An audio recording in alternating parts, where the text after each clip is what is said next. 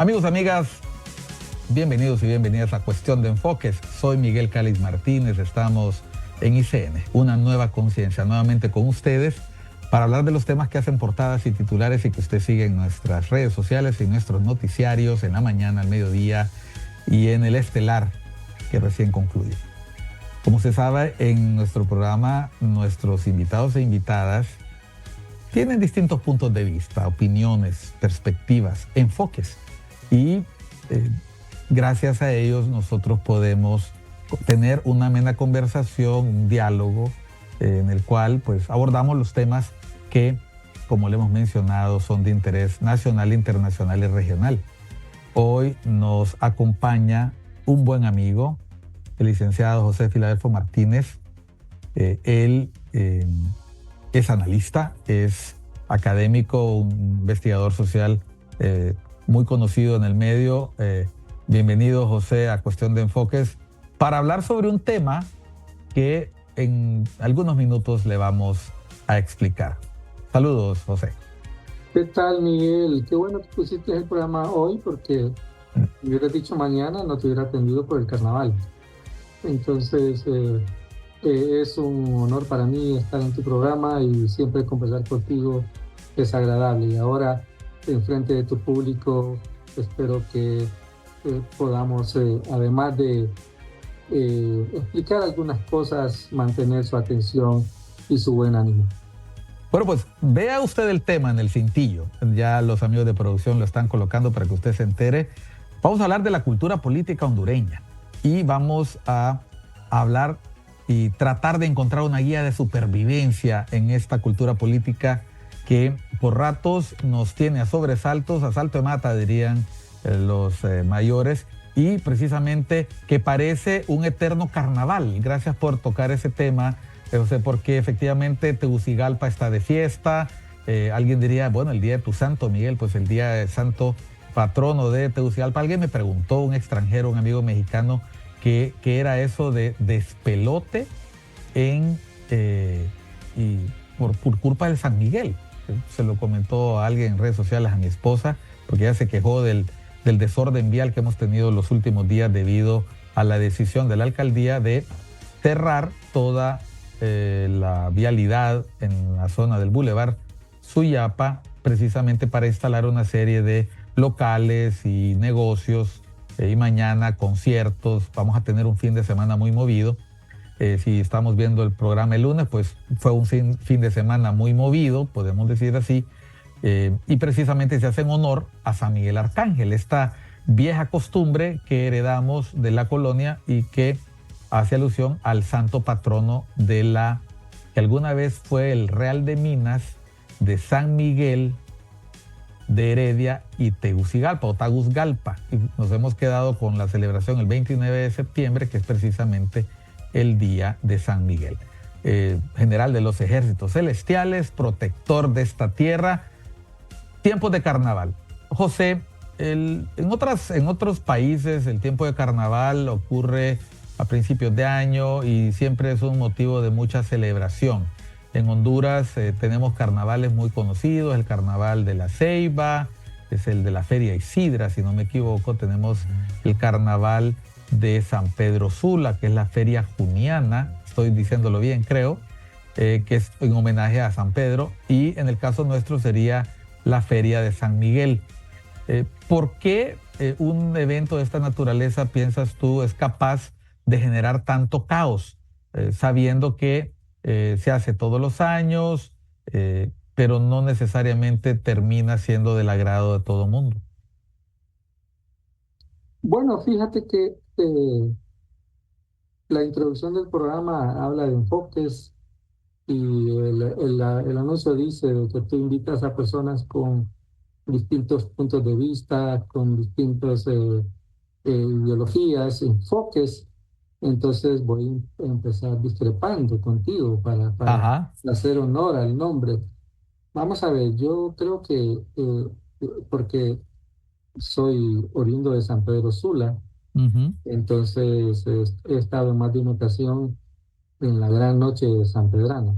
Uh-huh. Y para nosotros los sanpedranos el carnaval más cercano es el de agosto en Puerto Cortés. Ese sí tiene Ujú, pinta de ser un carnaval. Y viví en La Ceiba, así que conozco de cerca lo que es el carnaval ceibeño, que es el mejor organizado en el país, ujú, por una tradición y sobre todo porque realmente tiene una connotación festiva. Es ujú, en mayo, por el honor a San Isidro, y es durante una semana que los ceibeños disfrutan su feria, bailan, ujú. se reúnen. Y para mí, San Pedro Sula y Tegucigalpa creo que nunca se han dado un carnaval. Lo que han tenido son unos eventos caóticos con unos grupos musicales, unas concentraciones en las que la gente va y baila muy poco, fíjate. Creo que últimamente Tegucigalpa, yo dejé de ir, pero sí hay algo de diversión, pero generalmente son más eventos que te producen caos, estrés. Siempre hay grupos que se divierten, pero no es como el carnaval ceibeño que lo disfrutan los jóvenes, lo disfrutan los viejos, lo disfrutan los ceibeños y los no ceibeños que llegan precisamente para disfrutar el carnaval. Nosotros no tenemos en el carnaval de Tegucigalpa gente que venga de afuera a disfrutar el carnaval. Prefieren Ujú. no llegar porque es un caos. Lo mismo pasa con San Pedro Sula. Es interesante porque son las ciudades más grandes y no han logrado darle esa connotación festiva que tiene un carnaval. Es un problema, yo diría, de enfoque, de planificación, eh, que le ha faltado al liderazgo de ambas ciudades. Qué interesante lo que acabas de mencionar, porque cuando hablas de liderazgo entramos precisamente de lleno en el tema. ¿Cómo la capacidad de los liderazgos locales puede hacer mella en una buena intención? Y nos referimos a, no hemos logrado todavía consolidar una celebración en la ciudad capital en la que todo mundo participe y sea de un punto de encuentro para todos. La celebración del reciente del 15 de septiembre se ha desnaturalizado. Desde hace mucho tiempo no hemos podido abandonar ese rigor marcial, últimamente ideológico político que rodea la celebración, muy lejos de las celebraciones, por ejemplo, en otros países, aquí nomás cerca en México, en la que la comunidad mexicana durante 2 días, el 15 y el 16, pues está rodeado de todo una parafernalia que incluye alimentos, incluye tradiciones, no solo el feriado que caracteriza a estas, pero se ha convertido en un motivo de orgullo nacional y las autoridades políticas mexicanas han construido todo un imaginario alrededor de la celebración del Día de la Independencia que solo quien ha estado en México o conoce mexicanos viviendo en el extranjero puede entender cómo esta celebración de un evento político se convirtió en una actividad de naturaleza política, pero para consolidar la nacionalidad, el sentido de pertenencia, la identidad política. La identidad capitalina no se logra el 29 de septiembre, definitivamente, como tampoco se logra una identidad citadina en el caso de la Feria Juniana. Eh, ¿Es por la falta de visión política o porque no hemos podido romper esa cultura política en la cual las personas están nada más viendo qué alcalde celebra mejor la fiesta y no que la fiesta sea de la ciudad y su gente? Creo que es un problema de tradiciones. Es que, para empezar, la celebración de Tegucigalpa es reciente. Es decir, hace unos años no tenía la connotación que ahora tiene con esta concentración de música. Tegucigalpa tiene una fiesta que es su verdadera fiesta, es en febrero, el 3 de febrero, es cuando realmente hay una fiesta en Tegucigalpa alrededor de la Virgen de Suyapa. Ahí sí tú Ujú. ves esa tradición, por supuesto como es una fiesta religiosa, sin la música que tenemos para el Día de San Miguel. Entonces tiene Tegucigalpa tiene eso, siempre fue, siempre sigue siendo el 3 de febrero la gran fiesta. de la ciudad, por la que es conocida la ciudad, y que la que provoca esas migraciones que si vienen desde todos los pueblos a adorar a la Virgen y todo lo demás. Como tú dices, en México las fiestas patrias es eso, son eso, fiestas, las familias se reúnen y la disfrutan, ya trascendió, no requiere de aunque hay una planificación desde el gobierno, la gente lo ha asimilado, ¿verdad? Entonces, tú lo ves en el caso de San Pedro Sula, eh, más es las exposiciones de ganaderas y de la industria. Digamos, tú quieres que llegue a la Feria Ujú. Juniana por ir a ver al Campo Hadas. Yo crecí con eso, con la ilusión de ir al Campo Hadas. Esa es la verdadera fiesta realmente del San Pedrano. Y ahí había música, yo lo recuerdo, pero después inventaron el carnaval un poco influenciados por la ceiba, porque Ujú. la ceiba es la que marca la pauta, ¿verdad?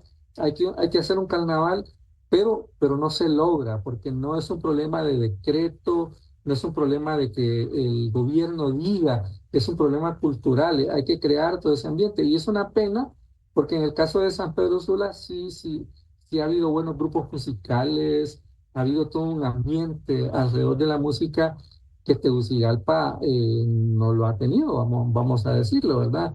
Los grupos musicales de Tegucigalpa son de otro tipo. La música nosotros la importamos de la costa norte, ahora que estamos aquí en Tegucigalpa. Entonces, todos estos elementos hacen que la gente que vive en Tegucigalpa no termine de asimilar la fecha de septiembre como una fiesta de la ciudad, ¿verdad? Entonces, cualquier actividad que se haga, y si además esa actividad se hace con el abuso con que ahora se ha intentado organizar esto, oíme, un feriado que comenzó desde el jueves, eso ya, Exacto. eso ya es, eh, rompe la barda, ¿verdad? Bueno, de eso quería comentarte, porque si queremos, estamos hablando de la celebración de Tegucigalpa, porque precisamente estamos hoy en vísperas de ese, vamos a llamarlo carnaval con comillas, como lo has mencionado por los detalles que has mencionado, pero nos referimos a esa cultura política que recientemente se ha instalado y que ahora con la existencia de la Semana Morazánica, detalle que por cierto no ha sido objeto ni de crítica, ni de refundación, ni de cuestionamiento, aún y cuando es heredada de la narcodictadura. Y voy a utilizar esos términos porque esta idea de unir las conmemoraciones del 3 de octubre, del 12 de octubre, del 21 de octubre, que eran un dolor de cabeza para el sector privado, el sector público, continúan siendo un dolor de cabeza porque ahora resulta, como lo has mencionado,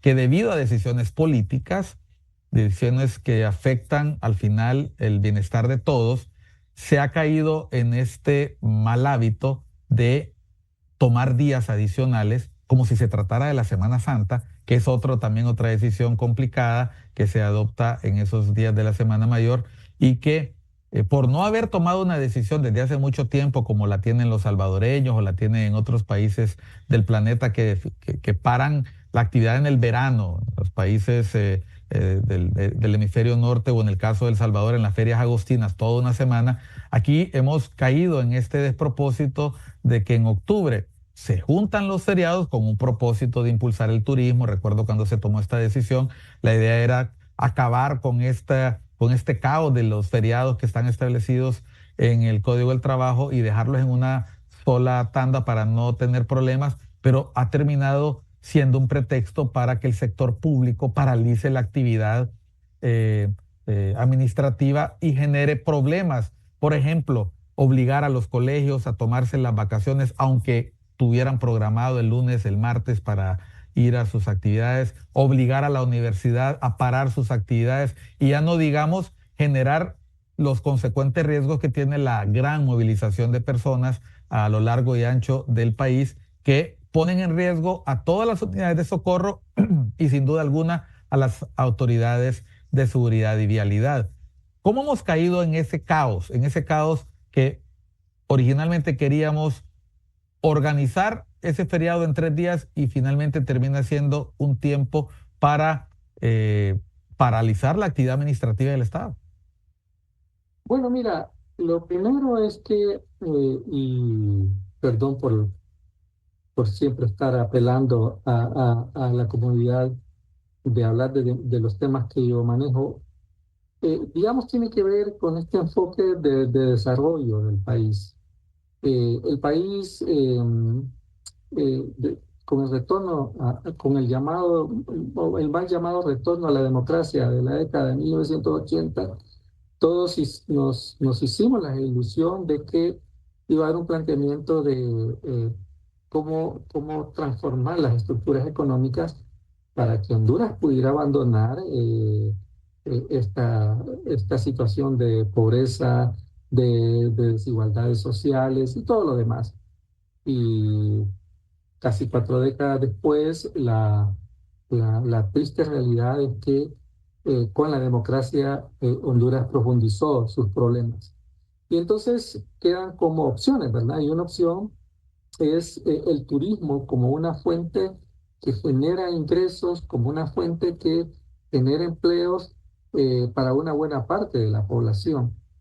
E inicialmente hablamos porque Honduras tiene unas facilidades para generar turismo eh, realmente envidiables, pero por nuestro modelo económico, por nuestro modelo político, a excepción de Islas de la Bahía, que sigue siendo lo único que podemos mostrar, y un poco Copán, el resto del país, la industria turística está bastante subdesarrollada y su única clientela puede ser el propio hondureño, es el turismo interno. No logramos generar una industria turística para atraer turistas de Europa, de Estados Unidos o de Asia. Honduras no es un destino turístico. Entonces el turismo no es una fuente que genera, que aumenta el ingreso de divisas que tanto necesitamos. Entonces es interesante porque Honduras no tiene un modelo económico que no es capaz de producir los dólares que necesitamos para vivir, pero mediante el turismo interno fortalecemos a un pequeño sector de la economía, pero fundamentalmente le ayudamos al gobierno a recaudar impuestos vía el combustible que se gasta en esta época, vía los impuestos que se pagan. Entonces el gobierno de una u otra manera cubre su presupuesto. Pero si te fijas, la industria turística sale más o menos bien librada después de esta semana que tiene, ¿verdad? Y qué bueno que tiene esta semana también, ¿verdad? Porque si no la tuviera, la situación del sector turístico hondureño estaría en condiciones mucho más lamentables. Pero realmente es sacándolo de nuestros propios recursos que se genera este turismo. Y por lo tanto tiene toda esa dimensión caótica que tú estabas señalando, ¿verdad? Porque realmente solo tiene ese propósito de asegurar que una parte del sector económico pueda equilibrar sus finanzas, porque solo hay realmente 2 épocas en el año en que los hoteles tienen, estaba viendo ahora el canal, y que bueno, esperan llegar al 90, al 100% de la capacidad instalada, pero solo es en la época de Semana Santa y ahora con la llamada Semana Morazánica. El resto del año los hoteles pasan con grandes dificultades, ¿verdad? Entonces, y por eso lo que hace es que una buena parte de la población se enjarana, ¿verdad? Utiliza sus tarjetas de crédito, utiliza préstamos, pide anticipos para poder entonces escapar de la realidad. Realmente es una sensación como eh, que nos da por lo menos esta semana, mal llamada Semana Morazánica. No vamos a hablar del cuento de que viene la CICIG, no vamos a hablar del cuento bueno, de la amenaza que puede significar una convocatoria, una constituyente. Entonces, Vamos a hablar, ojalá que las lluvias dejen que la gente se desestrese un poco y por eso quizás hay una ventaja. Y algunos de los dueños de los hoteles van a poder pagar los impuestos atrasados en el resto del año. Pero fuera de eso, la economía del país no mejora en términos de crecimiento porcentual y de todo lo demás, porque salen del mismo cuero las correas. Bueno, vamos a ir a una pausa, José.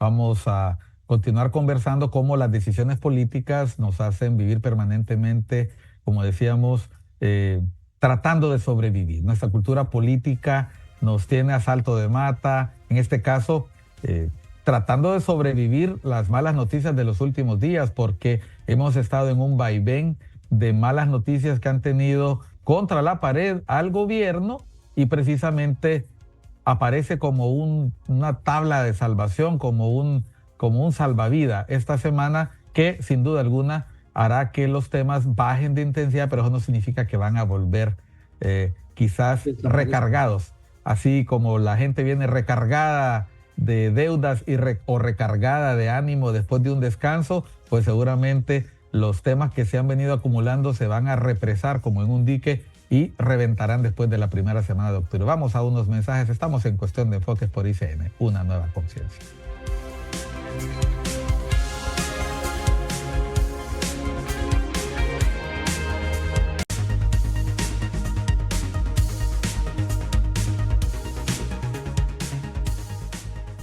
Continuamos en Cuestión de Enfoques por ICN, una nueva conciencia. Nos acompaña el licenciado José Filadelfo Martínez. Vamos a hablar, seguimos hablando sobre las decisiones que se toman en nuestro país, esa cultura política hondureña que nos rodea por doquier y ante la cual uno hace esfuerzos importantes para sobrevivir y sobrevivirla. El sector turístico se ha visto sin duda alguna beneficiado por esta decisión que se adoptó hace varios años de unificar los feriados. Sin embargo, es un hecho que en el transcurso del año todavía falta la adopción de políticas públicas para hacer que el país no solo sea un destino para el turismo interno, sino también para el turismo internacional.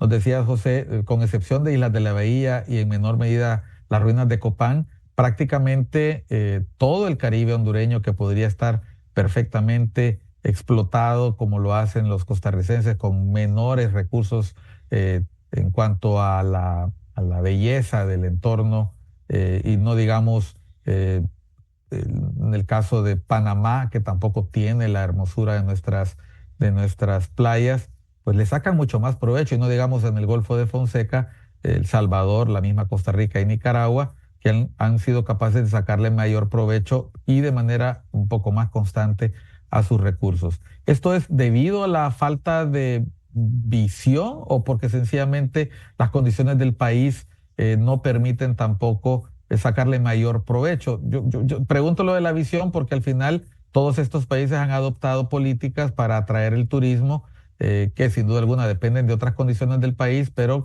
que cuando nosotros podemos o tenemos la oportunidad de viajar nos damos cuenta que hay políticas más claras y al final estas decisiones las toman los sectores que están en la política local. Bueno, insisto, comparémonos con Costa Rica. Es decir, desde el punto de vista de la oferta, como tú dices, el paisaje hondureño es mucho, mucho mejor que el de Costa Rica. ¿En qué nos supera Costa Rica? Primero, el turismo requiere de una mano de obra con un nivel de capacidades, con un nivel de educación que Honduras no lo tiene. Y aquí entonces ya entramos. El problema es que la educación hondureña está a años luz de la educación costarricense. Ya tienes un problema de oferta de mano de obra calificada para atender al turismo extranjero. Luego, la capacidad de las instalaciones, ¿verdad?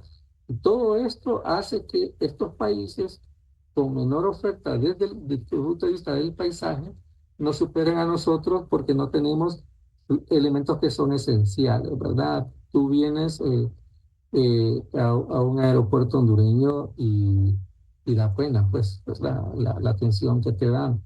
Incluso ya Roatán está teniendo problemas precisamente porque a pesar de que podemos hacer llegar estos grandes eh, barcos de pasajeros, estos Cruceros. cruceros, eh, las capacidades, ¿verdad? El caos que se produce eh, hacen que Croatán no pueda competir, digamos, con las playas que tiene el Atlántico mexicano, ¿verdad? Porque hay una oferta de estos países desde el punto de vista de la estructura, tanto de mano de obra como de la infraestructura, que Honduras no ha podido mostrar. Y eso definitivamente es la consecuencia de que no han habido decisiones políticas en torno a esto. Esas sí son decisiones políticas en qué vamos a invertir, cómo. Entonces, los gobiernos se sacaron como una bajo la manga para asegurar una existencia, digamos, bastante pobre del turismo, estas vacaciones como la del feriado morazánico, ¿verdad? Pero que no son una respuesta ni al desarrollo del turismo ni al desarrollo del país, ¿verdad? No te captan las divisas que el país necesita. Y por eso es más que todo, como bien lo has planteado, es todo vemos esto como más que como una guía, una ruta de escape, ¿verdad?, a la triste realidad que el país está viviendo día a día. José, mencionaba, por ejemplo, cómo los empresarios del sector turismo en las distintas zonas del país se las han ingeniado para sobrevivir en el transcurso del año, ¿No? a pesar de la ausencia de decisiones políticas que apoyen el sector. Pero hablemos un poquito del día a día de la política hondureña. Vamos a descansar del Congreso Nacional. Vamos a descansar de este debate insulso que prevalece en los espacios de diálogo televisivo, debate televisivo, en la que podemos incluso hablar de las redes sociales. Eh, es un momento en que vamos a descansar de esta polarización exacerbada en la que la comunicación política, si se le puede llamar comunicación política, lo que hacen muchos de los principales actores políticos del país, ha bajado, ha descendido a un nivel tan pedestre eh, que efectivamente podemos empezar a tomar o llamar, como en algún momento lo mencionó Humberto Eco, ¿verdad? Que una de las grandes desgracias de las redes sociales es que le dan a posibilidad, bueno, el interés de las redes sociales es que le dan posibilidad a un montón de imbéciles de opinar en igualdad de condiciones que personas que sí tienen cosas importantes que decir. Y me refiero a una serie de voces anónimas, una serie de voces oficiales que eh, francamente le dan la razón a las personas que se han quejado de la calidad del debate en redes sociales. Vamos a descansar de eso también.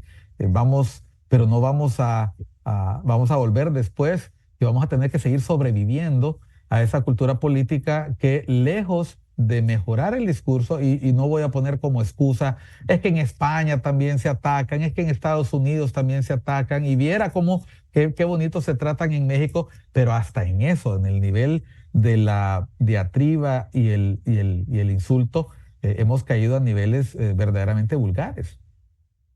Bueno, mira, lo primero es que,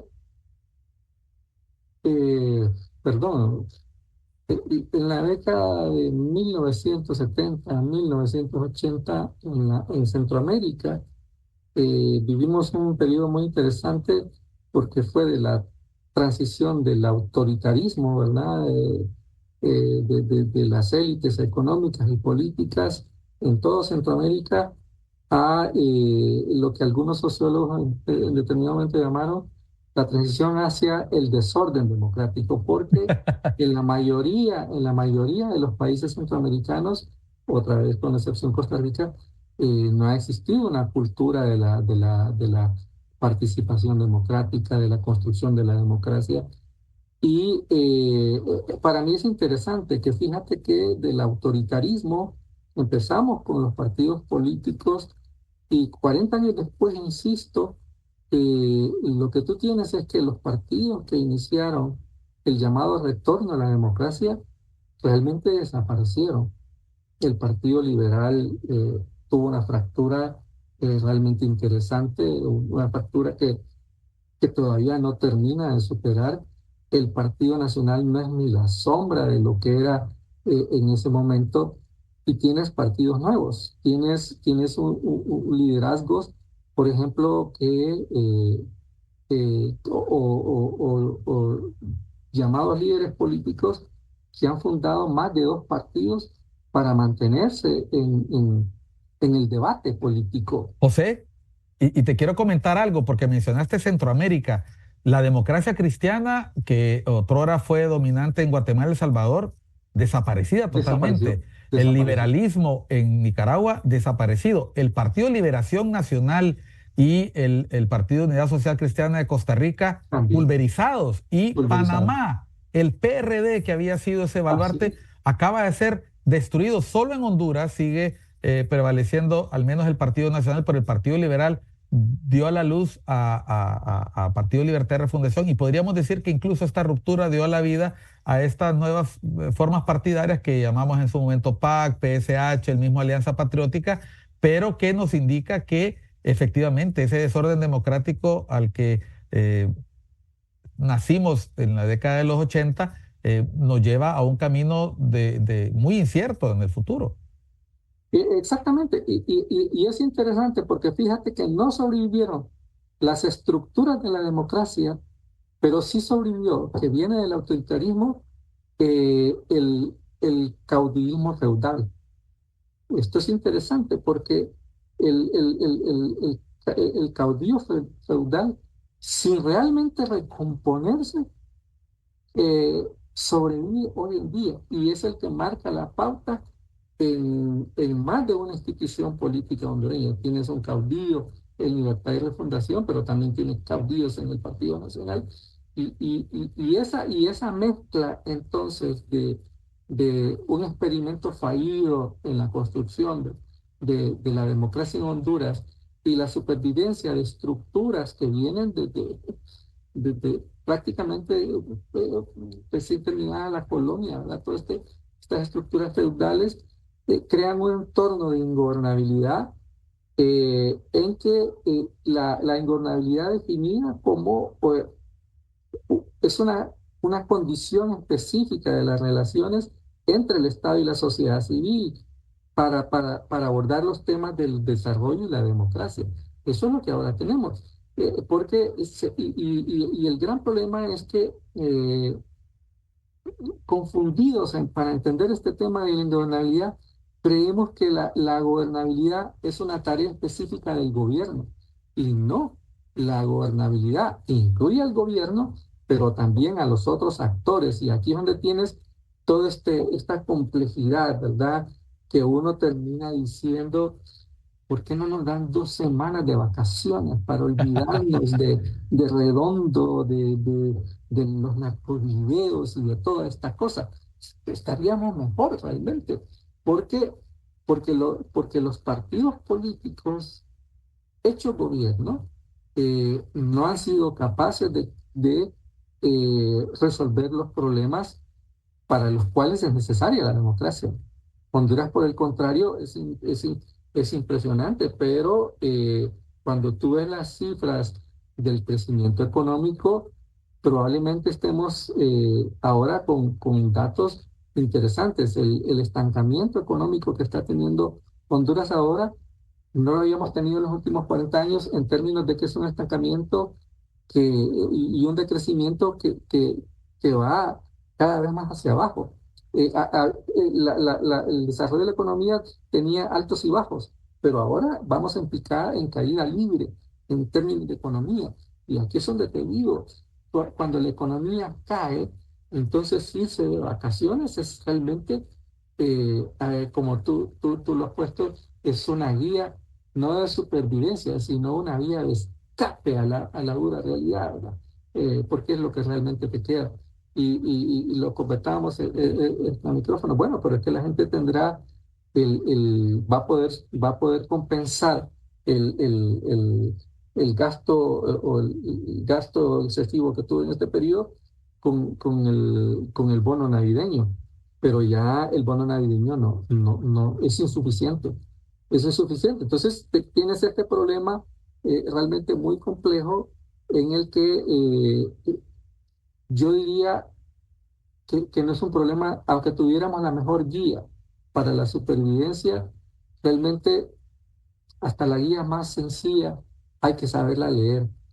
Y si hay una cosa que yo estoy entendiendo de la mayoría de los políticos del mundo, es que deberían volver a la escuela primaria, no saben leer.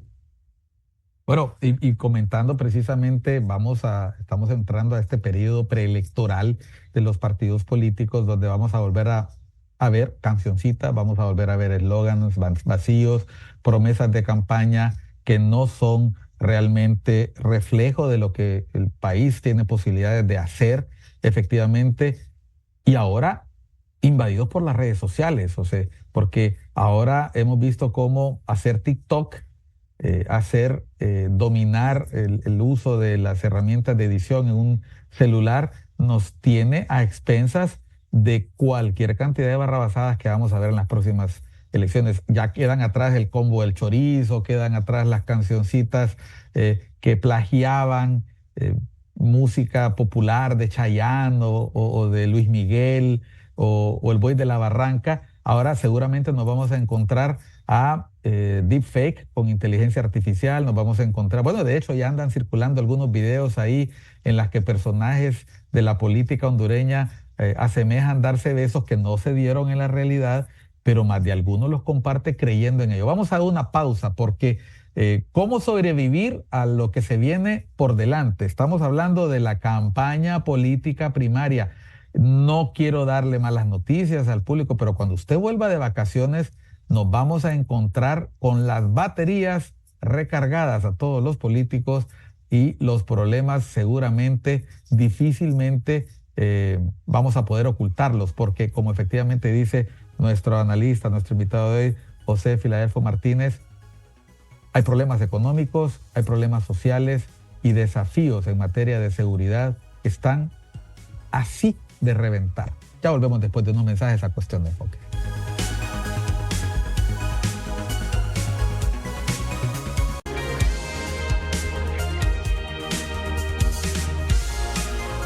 Entramos en el último segmento de Cuestión de Enfoque. Nos acompaña el analista, el licenciado José Filadelfo Martínez. Estamos hablando sobre esta cultura política hondureña y dando algunos tips para sobrevivirla, porque efectivamente vamos a la Semana Morazánica, estamos en medio de la celebración del fin del mes de septiembre, se acerca el último tercio del año, octubre, noviembre y diciembre. Meses complicados porque después de ello pues quedarán apenas 2 meses y poco para las elecciones primarias y nos vamos a enfrentar a lo más granado de la práctica partidaria hondureña. Todos los partidos compitiendo por la simpatía del elector y me refiero, usted dirá, no, pero todavía no son las generales, pero es que las primarias se convierten en una forma de captar nueva membresía o nuevo simpatizante debido al sistema político que tenemos, que es un sistema de censo abierto donde las personas que nunca en su vida votaron pues tienen la oportunidad de votar por primera vez. Los medios de comunicación llaman a ejercer esta práctica del ejercicio de elecciones primarias que no es obligatorio, déjeme decirle. Yo en ese sentido siempre he ido contracorriente, José, porque es obligatorio para el que se siente de los 3, 4 partidos que hagan primarias, pero para el resto de la población es hasta noviembre 30 que tendrá que ir a votar. ¿Qué esperás después de la semana y media morazánica? Porque efectivamente el gobierno se fue a teletrabajo, la universidad fue obligada a irse a teletrabajo debido a la invasión del Boulevard Suyapa, pero al volvemos al calvario de siempre. ¿Cómo hacer para no cerrar los ojos y no apretar los dientes después de la semana morazánica? Bueno, mira, yo no estoy tan seguro si volvemos. Sí, una buena parte de la población, sobre todo de Tegucigalpa y de San Pedro Sula, no del resto del país, es la que sale de Tegucigalpa. ¿Verdad? El resto no regresa, realmente ni se va ni regresa. Lo que sí es cierto es que porque parte de los medios de comunicación están concentrados hacia el auditorio de la capital y de San Pedro Sula, entonces sin duda vamos a tener unas merecidas y cortas vacaciones con todos estos temas.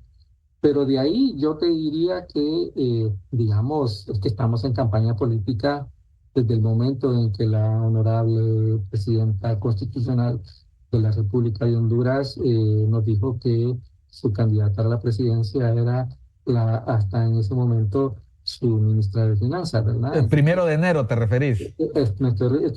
la campaña realmente comenzó el 1 de enero de este año en forma ilegal, ¿verdad? Porque,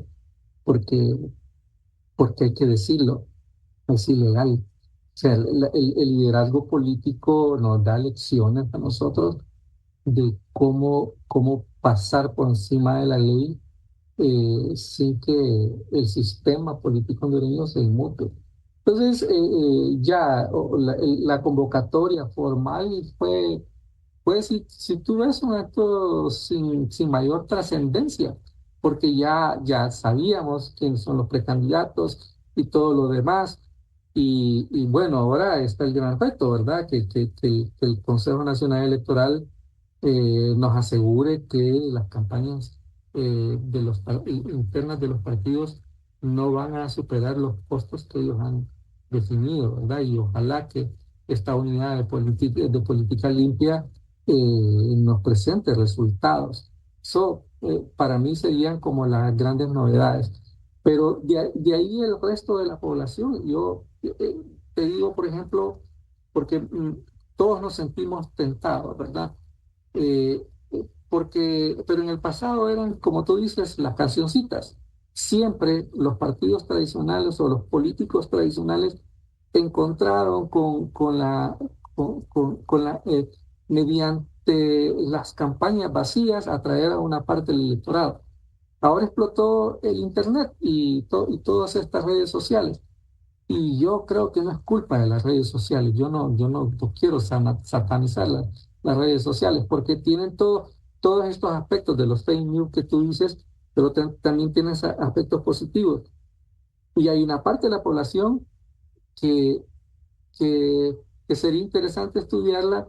Probablemente son los sucesores de los que en el pasado se emocionaban con la canción de Pajarito, ¿verdad? Entonces, hay estos elementos de la cultura del hondureño, pero es interesante para mí porque eh, buena parte del electorado hondureño, buena parte, vota a cambio de una bolsa de comida o de un saco de concentrados o de abonos. Eh, no vota por lo que te salió en las redes sociales. Realmente una buena parte vota por eso y va a ser interesante ver ahora cómo, porque si tú vas, hay una guerra en los medios, en las redes sociales, pero sin duda el gobierno de la presidenta constitucional de la República de Honduras está en su peor momento en términos de imagen, ¿verdad? Aún con todo el control que tienen, tienen un problema serio de imagen. Eh, Gastan dinero, pero sus errores son más poderosos que, la- que, el- que los gastos que tienen en asegurarse una buena imagen de su liderazgo político. Entonces yo sí creo que lo que va a haber es más de lo mismo. Va a haber una campaña eh, que van a haber mentiras, pero sobre todo para mí el gran riesgo no son las mentiras como tal, sino cómo el gobierno justifica una campaña electoral en que probablemente el gobierno o el partido de gobierno se sienta tentado a aniquilar a los partidos de oposición mediante recursos legales Y aquí entonces sí, la campaña puede tener unos elementos realmente novedosos y peligrosos para nuestra democracia. A ver, José, mencionaste una amenaza en particular. Antes de pasar y volver a esa amenaza, quería hacerte un comentario con respecto a las redes sociales. En las últimas 2 semanas, 3 semanas, hemos visto el momento en el gobierno actual donde más memes han circulado ¿Sí? en redes sociales, al punto tal que un colega del medio dijo que las últimas semanas habían sido memerables, es decir, Sí, haciendo un juego de palabras eh, sobre memorables, a partir de este tema de la extradición, de la denuncia del tratado de extradición, de unos narcovideos, del involucramiento de miembros cercanos a la familia presidencial en ello, y una cantidad exagerada alrededor también del 15 de septiembre, una serie de memes que hacían mofa reiterada de todos estos aspectos que se han hablado en los medios de comunicación. ¿Te parece, desde una perspectiva sociológica, antropológica, antes de volver a este riesgo de que se quiera anular la participación de otros partidos, que es un mal signo? Mencionabas un problema de imagen, pero es una mala señal? Yo no recuerdo en el gobierno de Hernández, después de la Honduras de aquí, la Honduras de allá, o algunos comentarios con respecto a la ministra con cartera o sin cartera, de la ahora fallecida exministra Hilda Hernández. Yo no recuerdo haber visto en un lapso tan corto de tiempo tanta mofa, tanto chiste, tanta canción ridiculizando funcionarios de gobierno, personas cercanas a la presidencia y miembros de la familia presidencial.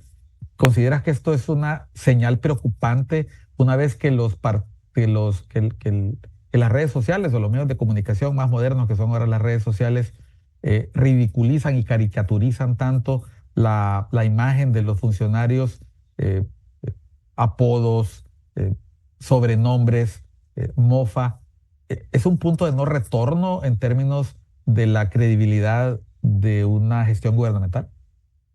bueno, otra vez, desde 1980 para acá, yo tengo la impresión de que la mayoría de los gobiernos, con una excepción, yo diría, con el caso de la gestión del presidente Ricardo Maduro, la mayoría de los gobiernos han dejado mucho que desear. No han estado a la altura de las necesidades, de las demandas del país. Si tú quieres, han sido malos gobiernos. Pero han tenido unos una mejor imagen que otros. Y los últimos 12 años del Partido Nacional han sido desastrosos, por ejemplo, en términos de resolver los problemas del país. Nos crearon más problemas, pero en algún momento no tuvieron una mala imagen. Y ahora es una combinación, porque la imagen, al final de cuentas, es construida. ¿Ah? Para eso están los equipos de gobierno. Y creo que el Libre ha demostrado poca inteligencia a la hora de construir una imagen. ¿Ah?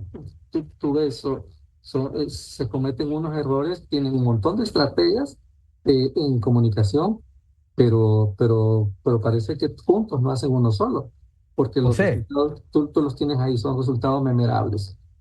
José, nos quedan unos 5 minutos de programa. Quisiera que en la primera mitad hablemos sobre estos retos, estos desafíos que tenemos en cuanto a la participación política. Y la otra mitad, pues tú ya sabes para quién es, pero no es para el comandante, es para que hagamos un cierre del programa. Perdón que lo digo, pero es que producción me hizo el comentario: recuerde que la mitad del tiempo es para el comandante, me dice. Entonces, eh, vamos a ver, la Honduras de aquí, la Honduras de allá, fue la frase que marcó la segunda gestión de Hernández. La mitad es para el comandante. eh, es el sello de este gobierno. Por más que se hable de la refundación, por más de que se hable de la Sisi, la mitad es para el comandante, marca esto. Repito, ¿cómo hacer para afrontar una frase tan memorable? Bueno, no quiero darle de gratis consejos al gobierno. Es un problema de ellos.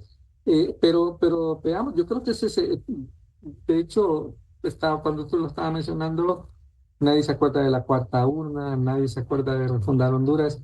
Y hay una frase que ellos han querido acuñar, pero que no cuaja, es prohibido olvidar, ¿verdad? Y lo que todos queremos es que una vez que salga libre es olvidar, ¿verdad? La gestión de gobierno de libre por lo mala que está haciendo, por lo malo en términos de gestión de la economía. Entonces, yo te digo, he tenido oportunidad de conversar con mucha gente del movimiento social que realmente tenían expectativas, ¿verdad? Bueno, yo siempre he insistido, no simpatizo con el partido de gobierno, pero creo que era obligado, después de la narcodictadura, iniciar un proceso de reconstrucción del país, ¿verdad? Y esa deuda queda, y te digo, para mí lo más triste de todo esto es que estamos hablando de que ya vamos a regresar de las vacaciones, vamos a regresar, pero tú mismo lo dijiste, vamos a regresar a los memes, a las cancioncitas, pero todos llegamos al debate electoral sin la esperanza de que las elecciones nos van a ayudar a resolver los problemas. Y es contradictorio que yo le diga, porque necesitamos de las elecciones para tener la opción de por lo menos creer que vamos a cambiar el gobierno. Pero yo conversaba con un amigo sociólogo, le deberíamos hacer un estudio, porque también el voto de castigo ya se vuelve un castigo contra nosotros, ¿verdad? Castigamos al Partido Nacional y ahora vamos a castigar al Libre, pero el que se beneficia de ese voto de castigo nos castiga a nosotros por ingenuos. A ver, ya nos queda un minuto. 16 meses prácticamente de gestión gubernamental. Ya se pasó la mitad del gobierno y hay que llegar a la otra orilla. Hay que llegar a la otra orilla para la población, para poder enfrentar mejor los sinsabores que se vienen en lo que falta en esta gestión de gobierno, en este año de campaña. En un minuto, si tuvieras que recomendarle a los hondureños cómo ir armados a estos últimos 16 meses de gestión gubernamental y lo que resta de aquí a las elecciones en noviembre, ¿de qué le recomendarías que se habituallara, de que se cargara? ¿Qué debería meter en su mochila? Cierro discrepando contigo y copiándote. No hay otro día. Y lo que tenemos que hacer uso es de una guía de supervivencia para no ahogarnos en esta poza que ya no es azul, es nauseabunda. Entonces, yo creo que ese es el gran tema, cómo sobrevivir. Y ahí te digo, las lecciones nos las da la gente sobrevive, yo diría, por efecto de milagro. Tiene que ver mucho con las remesas, tiene que ver porque la gente regresará endeudada de sus vacaciones, pero ya verán la manera de cómo ajustar para las tortillas y para los frijoles. Van a seguir, pero sin duda no hay orilla en términos de democracia. No, en noviembre del próximo año no vamos a llegar a un puerto seguro, porque la orilla, ¿cuál es el concepto de orilla? Terreno firme, pasamos la borrasca, pero no, vamos a seguir todavía en aguas profundas, intentando sobrevivir. Y por eso yo creo que no me atrevo a darle consejos a quienes nos están demostrando con mucha humildad cómo sobrevivir en un país en eterna desgracia. José, muy profundo tu cierre, te agradezco. Tienes un fondo muy bonito, parece que ya te fuiste de la ciudad, pero realmente es una... Es una foto del bosquecito de mi casa, aquí en pleno Tegucigalpa. Es un excelente fondo y te agradezco las palabras que has dedicado. No podemos darle lecciones a un pueblo que todos los días hace ejercicios de supervivencia. Yo sí me atrevo solamente a decirle a la gente que no pierda el optimismo, que sea muy cuidadoso, muy crítico con lo que le dicen, con lo que le ofrecen y especialmente con lo que le muestran, porque hay que tener los ojos muy abiertos para poder vivir en este hermoso país que tenemos. Gracias, José, y que tengas buena semana y que regreses mejor que como te fuiste. Gracias, con lluvia. Un placer. Bueno, y que nos salvemos de lluvias, huracanes, contingencias, porque al final estamos en meses peligrosos. Esperemos que las autoridades tomen las precauciones para hacer frente a este movimiento masivo de personas. Recuerde, mucha precaución, su familia lo espera de regreso, vigile las condiciones de su vehículo, no corra, prepárese bien para los próximos días y especialmente recuerde que el país necesita de nuestro trabajo para salir adelante. Que no lo engañen estas vacaciones, el país necesita más que feriados, necesita de mucho esfuerzo y mucho entusiasmo. Gracias, José Filadelfo Martínez, gracias a ustedes, gracias equipo de producción. Esto fue Cuestión de Enfoque, soy Miguel Cáliz Martínez. Siga con ICN, una nueva conciencia.